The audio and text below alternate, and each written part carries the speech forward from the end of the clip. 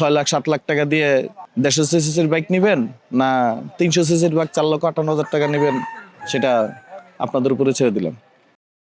আসসালামু আলাইকুম, আমি মোহাম্মদ শরুফ হোসেন, পেশায় একজন ব্যবসায়ী। তো CF motor 13,000 kilometre already run করে ফেলছি। তো এইটার গল্পটা আসলে অন্যরকম। এটা নেওয়ার সময় অনেকেই অনেক কথা বলছে।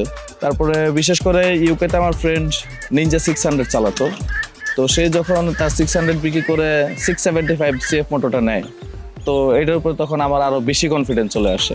শেষ পর্যন্ত এটা আমি কিনেই ফেলি। আমি বহুবার পাহাড়ে গিয়েছি। তো এই পাহাড়ে যাওয়ার মধ্যে অন্যান্য বাইকের এক্সপিরিয়েন্সের তুলনায় এটা মানে অসাধারণ। 300 যেই ডিস্ক এবং 4 পিস্টন ক্যালিপার এবং পিছনের ব্রেকটা আলহামদুলিল্লাহ অনেক ভালো। আর এটার এবিএস আলহামদুলিল্লাহ আমাকে অনেক কর্নারিংয়ে, অনেক ইমার্জেন্সি ব্রেকে অনেক বেশি সাপোর্ট দিছে। তো আমাকে কোনো জায়গায় নিরাশ করেনি, কোথাও পাওয়ার ল্যাকিংস হয় নাই।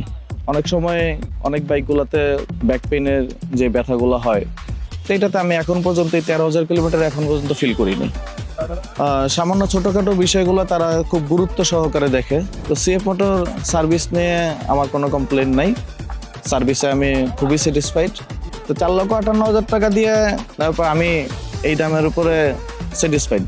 তো মার্কেটে অনেক বাইক আছে, 6 লাখ 7 লাখ টাকা দিয়ে 150 সিসির বাইক নেবেন, না 300 সিসির বাইক 4,58,000 টাকা নেবেন, সেটা আপনাদের উপরে ছেড়ে দিলাম।